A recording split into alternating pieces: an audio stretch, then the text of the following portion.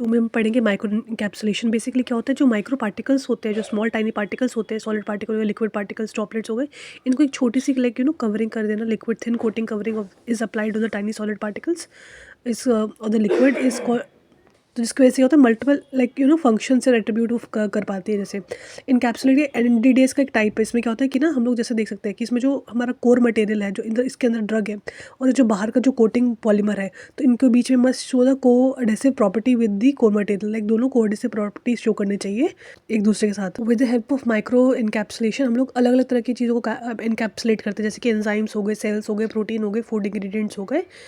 So drug के साथ ये सभी चीज़ें इनकैप्सुलेट होती है। और माइक्रोमैग्नेटिक्स का साइज होता है, इसका रेंज होता है, माइक्रोस्फीयर ये सब चीज़ का जो करती है इनकैप्सुलेट, 1 to 500 माइक्रोमीटर साइज होता है, रेंज होता है।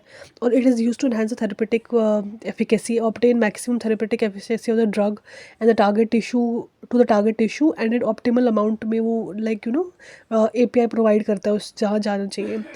In the right period of time there is causing little toxicity and minimal effect.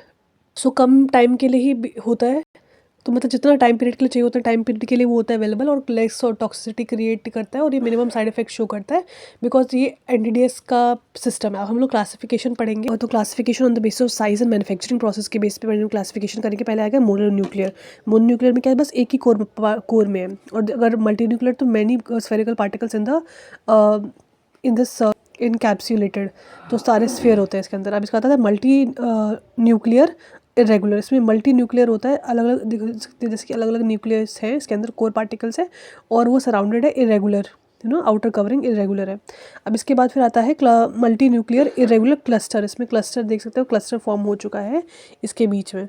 उसके बाद फिर क्या होता है कि हम लोग देखेंगे कि डुअल वॉल्ड इनकैप्सुलेटेड, जैसे कोल्ड मटेरियल, उसके बाद एक और कैप्सुलेशन, फिर डुअल वॉल्ड है, तो dual walled micro encapsulation, multi layer coating भी कहते हैं इसको।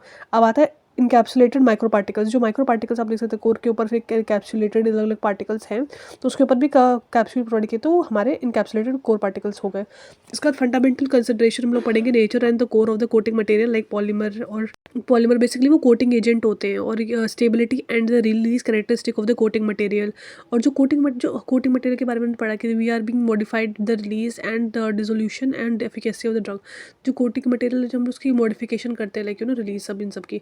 अब जो कोर पार्टिकल ज़रूरी नहीं है कि वो API हो, वो अलग ही चीज़ सब्सटेंस भी हो। It can be diluent, bulking agent, filler agent, अलग अलग चीज़ें भी हो सकती है कोर में। तो इस माइक्रो इनकैप्सुलेशन से क्या होगा, उसका जो प्रोडक्ट की स्टेबिलिटी और रिलीज और ऑफ द कोर मटेरियल, इन सब में भी चेंज आएगा। उसका फार्माकोलॉजिकल एक्शन, एफिकेसी, सब कुछ लाइक वो ऑल्टर होगी, चेंज होगी, इनहांस होगी माइक्रो इनकैप्सुलेशन से। अब कंपोजिशन पढ़ेंगे core material. Core material basically specific material to be coated. जो मटेरियल कोट किया जाएगा वो कोर मटेरियल है, हमारा API डाइल्यूएंट और स्टेबलाइजर हो सकता है। Coating material basically it is a film forming polymer that must be cohesive with the core material. हमने जैसे पढ़ा था कि जो कोर मटेरियल है वो जो फिल्म कोट से होगा वो उसका कोहेसिव होना चाहिए उसके अंदर, और फिर नॉन रिएक्टिव होना चाहिए, वो केमिकली कंपैटिबल होना चाहिए। और core material must provide the strength, flexibility and impermeability and stability. Fundamental consideration like हमने पढ़ा, जैसे कोर मटेरियल हो गया, जैसे सॉलिड कैन लिक्विड हो सकता है। Coating material can be water soluble resin, water insoluble resin, waxes and lipids हो सकते हैं, फिर एंटरिक कोटिंग सब्सटेंस हो सकते हैं।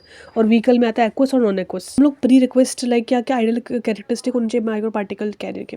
इसमें लाइक वाई माइक्रो कैप्सुलेशन हम लोग करते हैं, क्योंकि लॉन्गर ड्यूरेशन के लिए एक्शन सस्टेन रिलीज के लिए हम लोग करते हैं, फॉर कंटेंट रिलीज है, ठीक है, for increase the therapeutic efficacy, protect the drug, और फिर बायो कंपैटिबिलिटी, लाइक जैसे ड्रग होते हैं कुछ लाइक बायोडिग्रेडेबल होते हैं, और कुछ नॉन बायोडिग्रेडेबल होते हैं। जो बायोडिग्रेडेबल होते हैं वो लाइक पास आउट होते हैं, यूरिन के साथ वो एक्युमुलेट नहीं होते बॉडी में, टॉक्सिसिटी कॉज नहीं करते। बट जो बायोडिग्रेडेबल होते हैं, नॉन बायोडिग्रेडेबल होते हैं, वो क्या करते हैं, वो टॉक्सिसिटी को कॉज करते हैं। क्यों? क्योंकि वो अंदर ही एक्यूमुलेट हो जाता है, उसका जो बाहर का जो लेयर है पॉलीमरिक लेयर। तो इसलिए हमारे ज़रूरी है कि वो बायो कंपैटिबल हो और ईजिली मतलब एलिमिनेट हो जाए हमारी बॉडी से, एक्यूमुलेट ना हो। तो हमारे बायो कंपैटिबल होने चाहिए, रिलेटिवली स्टेबल होना चाहिए, रिड्यूस इन टॉक्सिसिटी होनी चाहिए, और वाटर सॉल्युबल होना चाहिए।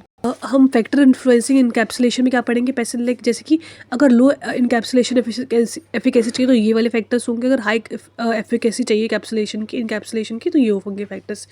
इसमें क्या होगा कि अगर low solubility of the polymer in the organic solvent होगा तो अच्छा होगा, इनकैप्सुलेशन अच्छी होगी।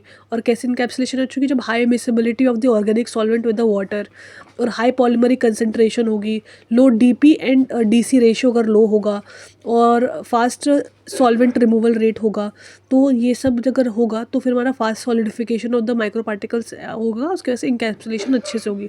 बट अगर ये होगा high solubility of the polymer with the organic solvent होगा और ये सब अगर होगा तो slow solidification of the micro particles होगा और लो एनकैप्सुलेशन होगा। अब एडवांटेजेस बेसिकली हम पढ़ेंगे। दे इट इज़ न्यू, तो न्यू वर्किंग टूल है, तो नया नया लाइक नया यूसेज फॉर्म है, तो बेसिकली सब्सटेन रिलीज करवाता है और अच्छा फंक्शन वो करता है as compare to the previous other dosage form. और ये बेसिकली क्या होता है कि हमारा जो सॉलिड या फिर लिक्विड होता है, इसको बेसिकली सॉलिड को भी लिक्विड और लिक्विड को भी सॉलिड में कन्वर्ट करते हैं, क्योंकि लिक्विड में भी हम लोगों ने जैसे पढ़ा था कि लिक्विड में ना ऊपर हम लोग पार्टिकल्स ऐसे पॉलीमर चढ़ा देते हैं, तो उसके से हमें सॉलिड लाइक वो कन्वर्ट कर देते हैं इससे ना। उसके बाद फिर होता है कि ऑल्टरनेशन कोलाइडल सरफेस, मतलब अलग अलग प्रॉपर्टीज़ अगर हम लोग पॉलीमराइजेशन करते हैं तो उसकी जो ऑल प्रॉपर्टीज़ होती है सब चेंज हो जाती है, providing the environmental for control. और फिर कहता है ability to control the drug, मतलब ड्रग का जो रिलीजिंग रेट होगा वो उसको कंट्रोल करता है। डिसएडवांटेज क्या है, फॉर्मुलेशन डिफिकल्टी होगी इसमें, या फिर क्या होता है no single in micro encapsulation process adaptable for all the core material, that is for all like अलग कोर पार्टिकल्स जो होते हैं ज़रूरी नहीं कि सबके साथ लाइक कंपैटिबल हो, तो उसका थोड़ा फॉर्मेशन में भी दिक्कत होती है। इनकम्पैटिबिलिटी और discontinuation of the coating material can occur, sometimes failure in the product and predictable release rate, ठीक है। और economical limiting cost increases when the compared with the conventional dosage form, से ज़्यादा ये महंगा होता है। और क्या होता है नीड फॉर माइक्रो इनकैप्सुलेशन क्यों जरूरी है, क्योंकि improving the provide the characteristic हमें वो जो चाहिए चेंजेस चाहिए लाइक राइबोफ्लेविन, ये तो लाइक जो पाउडर प्रॉपर्टी होती है जो विटामिन्स की, वो इसको इंप्रूव करता है, जैसे राइबोफ्लेविन, नियासिन, थायमिन, ये सब होता है, ठीक है, नियासिन और थायमिन।